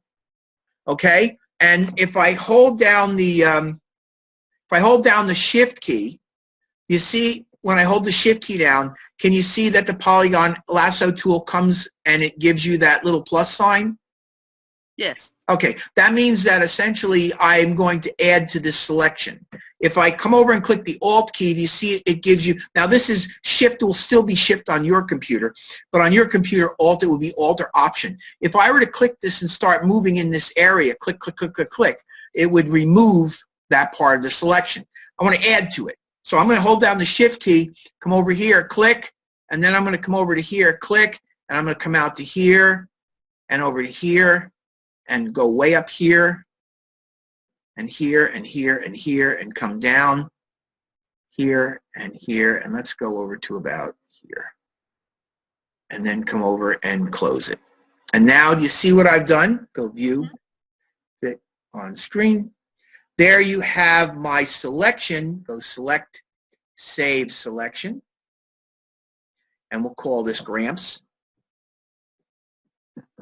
and hit OK. So now what I'm going to do, I did that just to save it. So now I have my silhouette of Gramps here. Here's my silhouette of Gramps, and this is the other one I did. Okay. So I'm going to click on my silhouette of Gramps, and I'm going to double click on him. Let me bring him forward so I can see him. Let's go Select, Deselect, and let me double click on him. I got to hold down the Control key. Control click him. Go Edit Cut. Right, and then I'm going to hide this layer, delete that layer, and let me create, I guess that layer's available. Yeah, that layer's available. So we're going to go Select, Load Selection, come down and find Gramps, and hit OK. And then we're going to go Edit, Paste, Special Paste, Paste Into. And there's Gramps, but watch what happens. As I grab Gramps and bring Gramps down, look at that. Gramps disappears into the cup. Isn't that cool? That's neat. So basically why that's happening is because I created the selection of Gramps and I made a window that I turned into a mask, and I cut Gramps from his layer and I pasted Gramps into that mask. It's the same kind of mask that we're using. I pasted that in, and now I have Gramps in that cup. So now if I want Gramps to look a little bit more coffee-like, I'm going to select Gramps. See, there's a mask layer and there's a Gramps layer. You see the difference when I click on the mask layer and when I click on the Gramps layer? Can you see the little highlighting around the edge? Yes. Okay, that means he's selected. So now I'm going to come to the Effects panel, and I'm going to go Color Overlay. And what I'm going to do is I'm going to come in here, and I'm going to find a color that's kind of like a coffee color. Let's go to Multiply, and let me try to find a coffee color. I don't know whether I'm going to have much luck with this. Let's see if I can get it from there. I did it. There's my coffee color right there. Let's make it a little bit darker. There we go. Hit OK. And then let's play around with the different levels, the different blend modes. I don't think hue works too well. That one don't look too bad. Let's go. Let's try some more. Overlay. That's the one. Okay, so you see how he looks coffee-like? Mm-hmm. Okay, so what I did essentially was I took that layer using the color, and I used these blend modes. So I'm in the layer style. Let me hit Cancel, or let me hit OK, actually. Let me hit OK. And here's my layer style. And again, I can double click on this to open it up. And what I can do if I wanted to, this is such a big panel, I can't really place it very well. I can come in here and I can put any of these styles I want on it. In this particular case, all I wanted to do was I wanted to change the color of Gramps so that he looked like he matched the picture a little bit. And I thought if I saw more or less kind of played up the coffee element of him, that would work. So in this particular case, I used this and I went over and I sampled, if you can see, I could just barely reach it, but I sampled the coffee color in there, okay? Or over here, let's grab that color. See, I'm getting that coffee color, and what it did is it applied the coffee color to Gramps. And then I hit OK, and then of course I used a blend mode, and there are different blend modes in here that give you a different look. Okay, I'm trying to find another one that would really, there, that one's vivid, that one worked. Actually, I think probably, yeah, see, that doesn't work. Color burn, nah, that doesn't work either. Multiply, now, I think actually the one I like most is the overlay. And then what I would do maybe if I wanted to is I would reduce the opacity on it slightly. Maybe make it to about like that. And maybe a little bit more. And hit OK. And there he is. There's Gramps looking out of his coffee cup. Okay? Did that seem hard? No. No? Oh, great. Okay. Again, I think you said you already did your project, though, didn't you? I did. You did already. Okay. So what did you do? You want to quickly tell me? It is an ape with a fedora holding a pool stick with a pool hall back or a billiard room background. I'm going to have to go take a look at that. Now, let me ask you a question. So far, with the stuff that I've shown you, have you done any of the tricks that I was playing with here tonight? I've done the layered mask.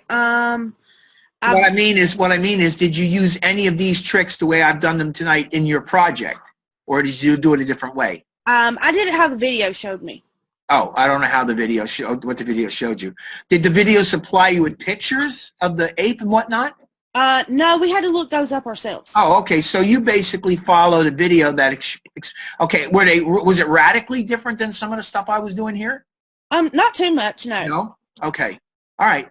About the same level of difficulty, would you say? Yeah. Okay. Does this seem overly difficult to you? No. No? Okay. Clear enough? Very clear. Good. Okay. So there's Grandpa. Any questions about him? Nope. All right. So Boo, what I do with Boo, I probably am not going to do Boo because I'm running out of time. And I want to be able to get in to show you the other thing. Let me just quickly show you what Boo's all about here. So Boo is this. Boo is this very pretty girl, okay? And, of course, me, I have this kind of distorted sense of humor. So what I decided to do is I thought I'd turn her into a monster. So I have a series of layers here that help me make that happen, okay? So I basically, just so that you know what I did, I thought one of the most important things would be to probably get rid of some of her face. So what I did was I actually went in and I created a layer of just the face, okay, sort of like along the lines of this, where I came in and I made a selection like this. I just came around here and grabbed a good bit of her face. I'm going to do this quickly but fairly accurately so that you can see what I did. Bring it around like this. Okay, it doesn't have to be perfect because you're going to ultimately blur it all out. Okay, so I did that. And on the background layer, I go layer new, layer by copy. So now I got her face, okay? Mm-hmm. So then what I decided to do with this is I thought maybe what I would try to do is go on that layer, go filter, blur, Gaussian blur, and it actually goes a little bit too much. So I brought it back to about here. I think is about where I had it, right about there, somewhere in there. Okay, and actually I think what I ultimately did in the end was I think I actually went in and did some painting. Yeah, I actually painted it. I painted that with one of the colors. I painted that with the dark, painted that with the light. The purpose of that was to see if I could just get rid of some of that face. That's really what it was. So I have that, and that's a piece of hair for part of this. Then I had my guy, this guy. So what I did with him literally was more or less the same thing, where I came in here and I kind of went around like this, and I grabbed all of the face that I thought was going to be necessary to make this look real. All right, so I come around and I blew it right there. I actually blew it there. I just went around and I selected the whole face. I'm not going to bother doing it because it's too much work, and I have something else I want to show you. Then essentially what I did was I brought this face in, and using the eraser tool, I came in here very carefully and using a very low setting. See what I did? I came in here and I only used like 3%. I very slowly kind of, Control-C, hit the wrong layer. I got the man's face and I started working on the man's face, trying to get rid of the edges of the face in certain places. so that it kind of goes into that background picture. That's really what I did. And then what I did to make that color, if you notice that she has this beautiful mocha color to her, and this thing's got this hideous kind of like, I don't know what you call it, like a dead gray. I thought, you know, it doesn't really work very well like that. So what I did was I created this layer here, which this layer is basically a color layer. If you'd hide all this, you can see that that's just a color layer. And I have it set to an overlay. It's a color based on, let me throw these back up. It's a color based on her skin tone. I grabbed a nice area of her skin tone. I think I actually grabbed it from her neck. Filled the face area with this by making a selection of him like that. See, like that. And then I filled this layer with that color. And then I took the color, that layer, and I can show you probably. Go select. If I take this layer and go back from overlay to normal, there's your layer, 60%. If I bring it back up to 100%, that's what that layer looks like. And it came from her skin. So again, this is, you know, basically 60%. And this guy here was color, I think is what it was, if I'm not mistaken. Let's see, color. Yeah, color. So, and now it looks pretty much like this. Now, if I wanted to, I could literally come in here on that layer, layer 3, and I could have taken my eraser and I could have started erasing that color. I'm on the right layer. Yeah, I could start erasing that color off of those glasses. Okay, and if I do this long enough, what will happen is, I don't know whether it's working or not. I can't really tell. Looks like it might be. I'm going to erase this color off of this glass. Let me bring it all the way up to 100% because I don't need to do this perfect. I just want to show you. There, see what I'm doing? You see how I'm erasing that color off of those glasses? Yeah. And by doing that, I can start even making this look a little bit more real. This is a little bit too big. Come in here and remove that color off of those glasses. And now you're going to have something that looks even cooler because it will now have glasses that are the right color over top of a face, which is kind of like matching the face beneath, the skin and stuff beneath it. So that's more or less what I did here and what I would do here to make her look like a spook. And I screwed it all up. But you get the idea. If I really was going to spend time on it, I would be very careful and I would make sure. So let me show you what that looks like. After you hide this and hide this and hide this. See what it looks like? I'm basically just removing all this stuff in here. This is all of that stuff that makes that look like. And if I want to try to get that back, I guess what I could do is come in here and paint this back in. Maybe I could paint that back in. Let's see if I can do that. Yeah, I don't know whether that's working or not. Let's see what it does. Let's see what it does. No, it doesn't. I'd have to mess with it. But I messed this up anyway, so it doesn't matter. You get the idea. That's really what I did with that one. Which leaves me with this guy right here. This is the one that I've been trying to get to because I really did this last week. I really started showing this last week, and I didn't really get a chance to give you an idea how I did this. So I'm going to show you two things. I'm going to show you, first of all, the shadows are very important on this. As you can see, after I built the cabinets, this is what it looks like, and there are shadows in here. And I have to try to make those shadows look the same as what this original looks like. And if you take a look at, after I went to all the trouble to put the cabinet facing in, I mean, really, when you look at it, it doesn't look very real, does it? No. It looks pretty phony. So this is a two-step process. And this goes back to what I was saying to you before. When you create something like this, every single one of these little guys here, each one of these is an individual selection. And I'm going to end up using these more than once. So I ended up saving all those selections in here. Those are all the selections that I used to make this. And so that you know, you could actually get rid of these selections if you want as well. I think, let me hit cancel. Let me go in and let me see in here for a second. Let's go back to my, where was it? I think this is in week 3. Yeah. A little strong today, pig. Where is it? Oh my goodness. Oh, I know where it is. It was week 2. There we go. Light Arctic. Yeah. So here's the deal. This is my picture. So let me give you an idea how I did this.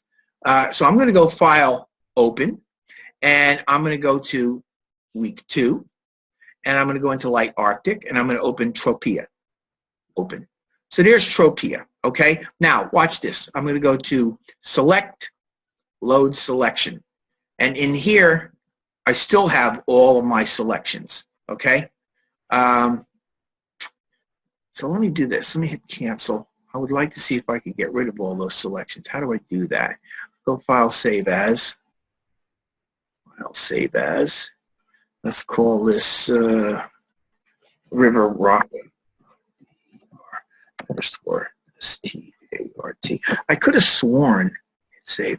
I could have sworn that I actually made, let me go File, Open. Let me just see one more thing here.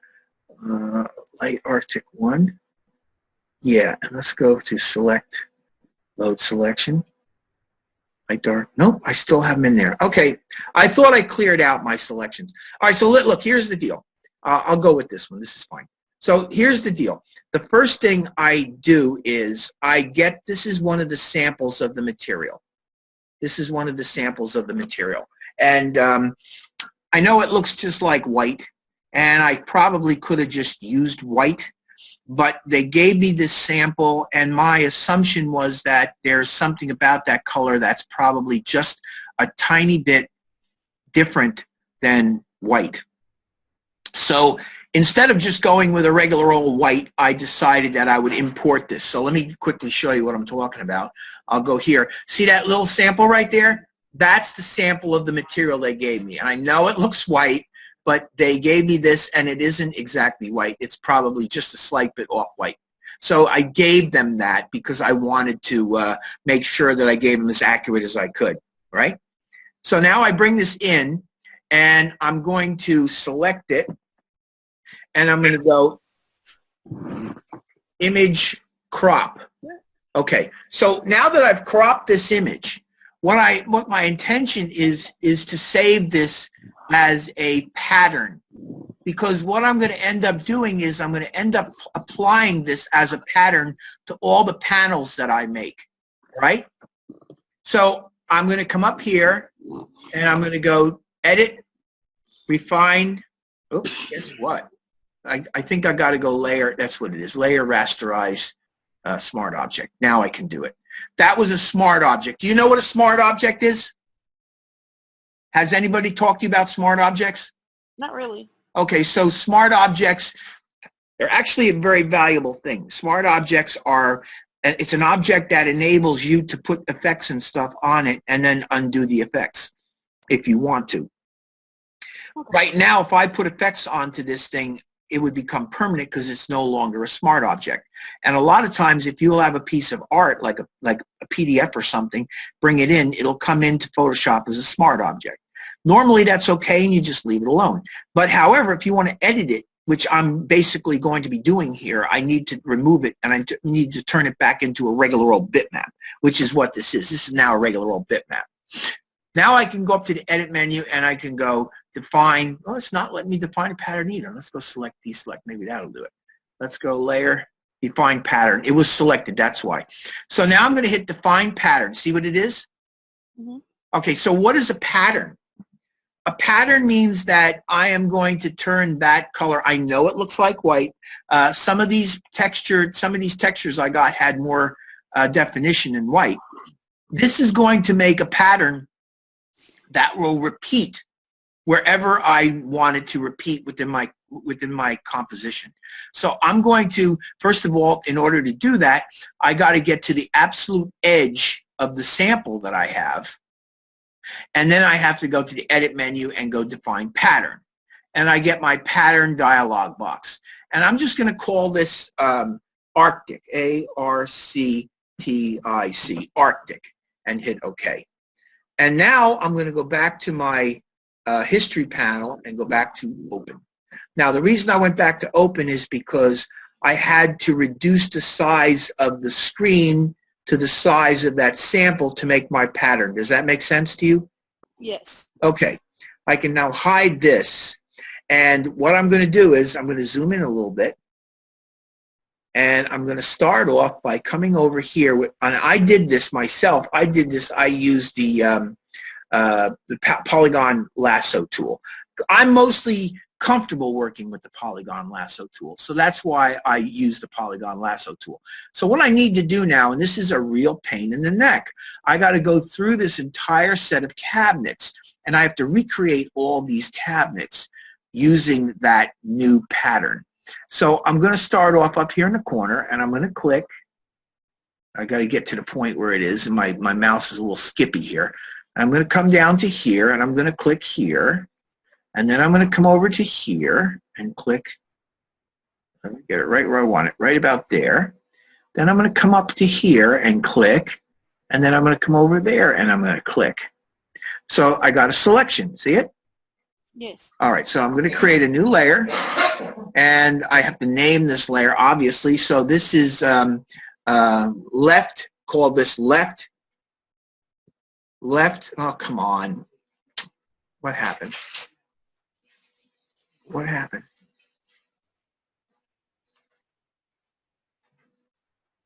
What happened here? My computer's frozen again. Okay, here we go. LEFT_1. So I'm just going to call this left 1. And remember what I told you. I'm going to come back in and I'm going to use this pattern again. So what I'm going to want to do is I'm going to save it. I'm not this pattern. I'm going to use this selection again. So I'm going to go to the select menu and I'm going to go save selection, and I will call this LEFT_1 and hit OK. And now what I'm going to do is two things. Number one, I have to put some color into it. So I know this seems a little bit counterintuitive, but what I'm going to do is I'm actually going to select white, and I'm going to get my paint bucket tool right here, and I'm going to dump white in there, okay? And it's ridiculous, I know, the pattern is white, but that's, you know, that's what it is. So now that I've done this, what I'm going to do is let me get my layers up and over here.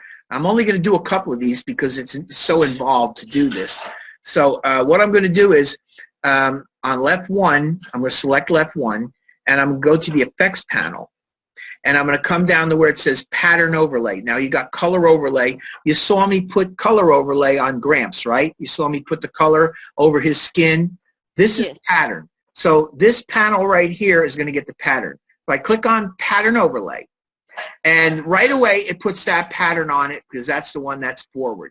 That's not the one that I want. So I'm going to click on this, and this is the one right there. It should tell me that, but it's not. It should be telling me what it is. Also notice that I got a little bit of a line in there, which I'd actually have to go in and fix. But you know what? Since this is just a demo, I'm not going to worry about it too much. There's my pattern. It's in there. I'm going to go OK. And now my pattern is done for my first one. Okay? And I can go select, deselect. And if I need to, later on, which I will, I can go back to the select menu, and I can go load selection. And I can come back here and I can go, what was it, left 1, there it is, and hit OK, watch. And I brought my selection back. So do you get the general idea? Yes. So now what I'm going to do is I'm just going to do one more of these because I'm running out of time. I don't know why, but I can't see my screen very well. Full screen, there we go. I don't want to go, no, I want to escape. There we go, that's it. Okay, so I got like about 10 minutes. So let me do this. Let me go select, deselect, because there's two more things I kind of would like to show you, and then we'll call it a night. So I'm going to come in here, and I'm going to come in. I'm going to grab this second panel. So I'll click here, and I'll come down to here, and come over to here. This is very tedious and very time-consuming. And again, I'm not going to, you know, go at it with the same level of exactitude as I did So this one now, I'm going to go select, save selection. And the last one I had was left 1. I'm going to call this left underscore top. I try to name these things in a way that makes sense to me. I hit OK. I'm going to create a new layer. And again, call that left underscore top. And I didn't quite get that spelled out right, but I'll fix that. T-O-P. There. And then selecting that layer, getting the paint bucket tool, I dump white into that. Do the same thing. Come down to the effects panel, pattern overlay, come in here and select my pattern. And now my pattern is applied to that. And I would just continue. I'll do one more, and that's that guy right there. Select, deselect. And that's sort of what it looks like. It looks like panels. I'm going to actually recreate all the panels. I had to do that for every single one of those panels in order to get my final piece that I did. So I'll do one more because, again, I'm not going to make you sit here and watch me do the whole thing. I probably will zoom in a little bit to get a little bit better look at it. Come in here. I'll do one more, and then I'll show you what I did with the background because that's kind of a cool thing as well. So this is a drawer now. This is one of the little drawers. So I'm going to come over here and click that. Come over here and click that. You got to be very careful to leave a little bit of a gap between them so that it really looks real. This is where you really got to take your time and do this. I'm not really taking the proper amount of time with it. Also, the other thing is at some point I have to go in there and I have to cut little holes in the panels for these drawer pulls. That much you understand, right? Yes. Yeah. So this is now going to be a new layer, and I'm going to call this left, L-E-F-T underscore D-R-A-W-E-R underscore top. Okay. And I'm going to go select, save selection, and this is L-E-F-T underscore D-R-A-W-E-R underscore T-O-P, and hit OK. And then I'm going to, on the layer left drawer top, dump my white in, and then come in here and go pattern overlay, put my pattern on it, and there you have that. And again, go view, fit all in window, and I think you can get the idea that with quite a bit of effort, select, deselect, with quite a bit of effort, I would actually just go through and build every single one of those on a series of layers, naming them in such a way that I'm able to figure it out, right? Yeah. Okay.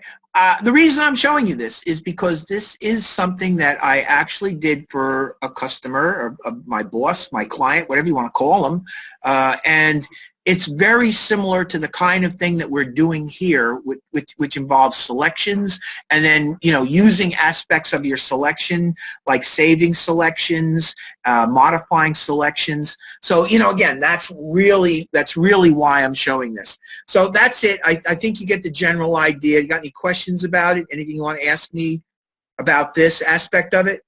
Nope. No, it's pretty clear, ultimately. You're just really going to go through this whole thing. So let's go back to let's get rid of this one. Nope. And let's get rid of this one. Yep, let's get rid of that one. Let's go back to this guy right here. There's the shadows. So what I wanted to show you, because I think this is pretty cool, what I want to show you is how I made this big shadow here. So really, the easiest way to do it for me right now, what I did, it would take me a lot of time to do it, was I went in there and I held down the shift key and I selected every single one of those panels so I could get all those panels selected so I could put a shadow on it. So let me show you how I do this the easy way. The easy way is, and the only reason I'm doing it the easy way is because I'm running out of time. I'm going to come in here, I'm going to get this, I'm going to click here, right there, and I'm going to click here, and I'm going to come over to here. And this is, again, the only reason I'm doing it is the time factor involved in it. Click here. If I can just get it to click where I want it to go. Jesus, it's hard. Oy. There, that's good enough. It doesn't have to be perfect. You'll get the general idea. Come over here. Come over here. Come over here. and come over here. Okay, so that's close enough. All right, so now I've got this, and I'm going to call this main shadow. I call that MAIN underscore SHADOW, main shadow. Okay, so now I got my main shadow. I'm going to go select, save selection. Again, you like to save your selection, call it main shadow, MAIN underscore SHADOW, main shadow, and hit OK. All right, so now I got that, and I can go select deselect. Then what I want to do is I want to hide this, and I want to hide that. Here's the deal. I got these window reflections. So what I'm going to do is I'm going to come in here, and I'm going to start drawing these window reflections. So I'm going to click on that, and I'm going to come down to about here. And again, I'm not going to go totally crazy with this and make these things totally perfect. I'm just going to make them close enough. So there's my first one. I'm holding the Shift key down because I want to make a second one. That will add to my selection. So I'm holding the Shift key down, and I'm coming down here, and I'm making my second window selection. And there's my second window selection.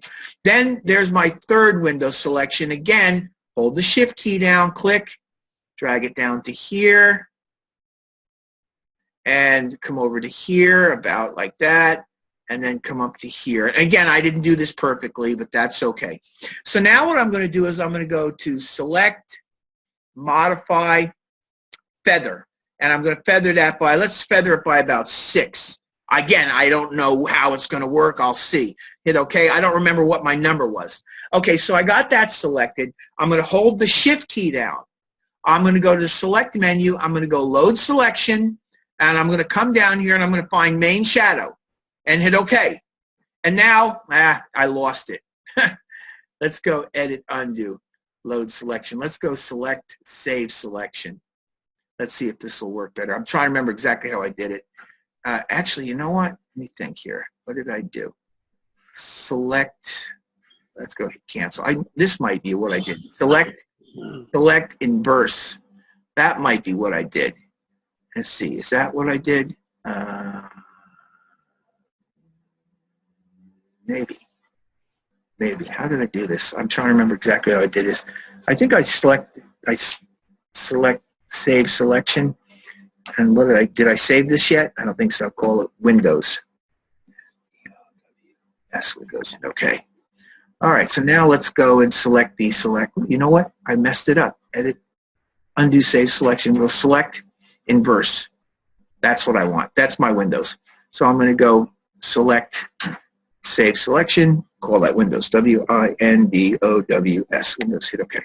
Okay, so now let's see. I got that selected, and I know what it is. There you go. Now I remember how I did it. I go select, deselect. There we go. Okay, so now on a new layer, this is I'm going to create that layer called Main Window right there. I'm going to go select, Load Selection, and I want Main Window and hit OK. And then what I'm going to do is I'm going to dump black into it. I'm going to dump black into it. That's what it is. Dump black into it. I'm going to come in here, and I'm going to go multiply, and I'm going to bring this down very low. There we go, very low. Let's get the cabinets back. There. So you see what it looks like? Yes. All right. So now I'm going to go select, Load Selection, and I'm looking for Windows, and hit OK. There's my Windows. I hit Delete, and I got my Windows. Select, deselect. There you have it. Cool, huh? Yeah. That's how you do it. That's all there is to it. It's just a matter of, and again, excuse me that I didn't make it absolutely perfect, but I think you get the general idea. Yeah. So that's it, my lesson for tonight. I don't know if you have any questions or any final thoughts for me, anything at all. Please feel free. It's your moment.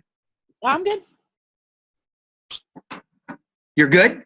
I'm good. Okay, well then, listen, I'm really glad that you came. I hope to see you next week. If you want, next week, send me something. I'll critique it. I hope to have critiques next week, so keep that in mind. Otherwise, you have a good night, and I will see you tomorrow. You too.